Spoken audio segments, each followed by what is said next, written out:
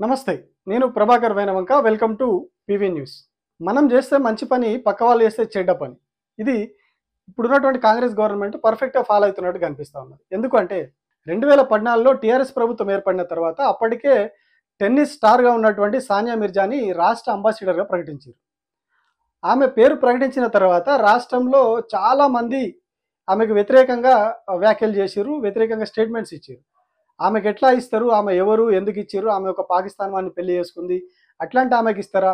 అసలు ఆమెకేం సంబంధం? స్టేట్ అంబాసిడర్‌గా ఎట్లా ఇస్తారు ఆమెకని చెప్పి చాలా వ్యాఖ్యలు చేసిర్రు. చాలా విమర్శలు చేసిర్రు. ఇక బీజేపీ వాళ్ళైతే ఇంకా మిగతా ఎక్స్‌టెంట్‌కెళ్ళిపోయి వాళ్ళు మాట్లాడారు. అందులో కాంగ్రెస్ వాళ్ళు కూడా ఉన్నారు విమర్శించిన వాళ్ళు. ఆ తర్వాత సమంతని చేనేతకి బ్రాండ్ అంబాసిడర్‌గా పెట్టిర్రు తర్వాత. ఆమెను బ్రాండ్ అంబాసిడర్‌గా పెట్టినప్పుడు దాని మీద కూడా చాలా వికృతమైనటువంటి ప్రచారం నడిపించిర్రు. అందులో కూడా కాంగ్రెస్ పార్టీ ఉన్నది, బీజేపీ ఉన్నది. వీళ్ళు కూడా చాలా వికృతమైన ప్రచారం నడిపించిర్రు. కొద్ది రోజుల క్రితం కొండా సురేఖ చేసినటువంటి వ్యాఖ్యలు ఇప్పుడు ఆమె మీద క్రిమినల్ కేసు కూడా నమోదవుతా ఉన్నది. ఆ వ్యాఖ్యలు అవన్నీ కూడా అందులోంచి వచ్చినాయి. ఆమెను చేనేతకు బ్రాండ్ అంబాసిడర్‌గా పెట్టడం అదంతా కూడా ఆ ఇష్యూనంతా తీసుకొచ్చి ఆమె ఏదేదో కలగాపులగం చేసి కేటీఆర్ మీద, సమంత మీద, నాగార్జున ఫ్యామిలీ మీద కామెంట్స్ చేసిర్రు. సో, ఇక్కడ ఈ ఇష్యూలో కూడా చేనేతకు బ్రాండ్ అంబాసిడర్‌గా సమంతను పెట్టినప్పుడు కూడా సమంత వ్యక్తిత్వాన్ని కించపరిచేలాగా, ఆమె వ్యక్తిత్వాన్ని దెబ్బతీసేలాగా వీళ్ళు మాట్లాడారు. సానియా మిర్జా విషయంలో, సమంత విషయంలో అప్పుడు చాలా ప్రాపగండా చేసిర్రు, చాలా గొడవలు చేసిర్రు. సోషల్ మీడియాలో ఇష్టం వచ్చినట్టుగా పోస్టులు పెట్టి హడావిడి చేశారు. అసలు వీళ్ళకి ఏం సంబంధం? ఎందుకు పెట్టారు ఇందులో అని చెప్పి. కానీ ఇప్పుడు స్పోర్ట్స్ హబ్ అని ఒకటి పెట్టి దానికి కో చైర్మన్‌గా మెగాస్టార్ చిరంజీవి కోడలు ఉపాసనను పెట్టారు. ఆమె మెగాస్టార్ చిరంజీవి కోడలే కాదు, అపోలో హాస్పిటల్ చైర్మన్‌కు మనవరాలు.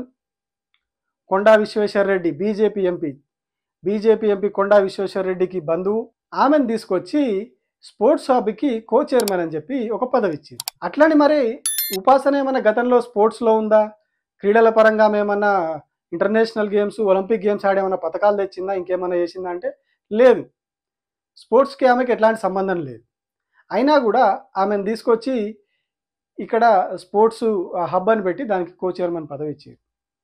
అంటే ఆ పదవి ఇవ్వడానికి తెలంగాణలో స్పోర్ట్స్ మీద అవగాహన ఉన్నవాళ్ళు, ఆ స్థాయిలో వ్యాపారవేత్తలుగా ఉన్న మహిళలు కావచ్చు, ఇతర ఎవరు కనిపించలేదు రాష్ట్ర ప్రభుత్వానికి. కేవలం మెగాస్టార్ కోడలు మాత్రమే కనిపించింది.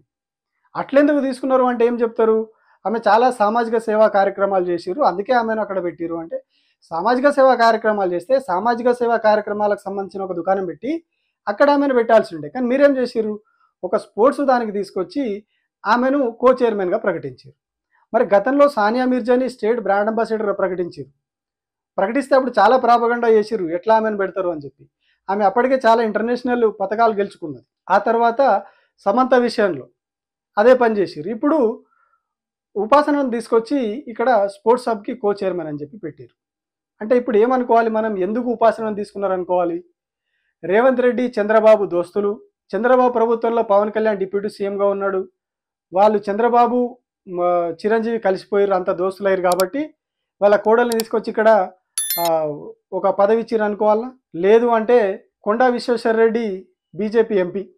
ఆయన గెలవడానికి రేవంత్ రెడ్డే సహకరించిండని చెప్పి ఆయననే చెప్పుకున్నాడు. నేను ఎంపీగా గెలవడానికి రేవంత్ రెడ్డే సహకరించిండని చెప్పి ఆయన స్వయంగా ఒప్పుకున్నాడు. అందుకే కృతజ్ఞతగా వాళ్ళ బంధువు తీసుకొచ్చి ఉపాసనకి పదవి ఇచ్చిర్రా? లేదు అంటే మోడీ, చిరంజీవి బాగా కలిసిపోయారు ఇప్పుడు. మోడీకి, చిరంజీవికి అయితే ఇంకా ఆప్తమిత్రులు, ప్రాణమిత్రులు అయిపోయారు ఇద్దరు. సో మరి ఆ దోస్తాన్లా మోడీ చెప్పిండని చెప్పి రేవంత్ రెడ్డి ఈమెను తీసుకొచ్చి పదవి ఇచ్చిర్రా? ఏ రకంగా అనుకోవాలి? తెలంగాణ బిడ్డలు, తెలంగాణకు చాలా పథకాలు తెచ్చిన వాళ్ళు.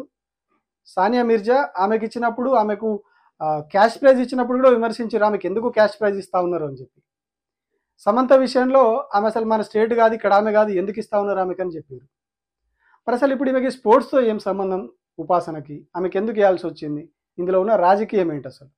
ఇదంతా అంటే కేవలం రేవంత్ రెడ్డి వాళ్ళ మిత్రులు వాళ్ళని తెచ్చిపెట్టుకోవడం ఉద్దేశంతోటే ఇదంతా చేస్తా ఉన్నారా? లేకపోతే నిజంగానే ఆమె ఈ స్పోర్ట్స్ హబ్ పెడితే ఆ స్పోర్ట్స్ హబ్‌కి ఆమె ఏమన్నా కాంట్రిబ్యూట్ చేస్తదా? స్పోర్ట్స్ గురించి ఆమెకు ఏమన్నా అవగాహన ఉందా? దాని గురించి ఆమె ఏమన్నా కాంట్రిబ్యూట్ చేయబోతున్నదా? ఆమె సామాజిక సేవా కార్యక్రమాలు చేస్తున్నారు, దానికి ఒప్పుకుందాం.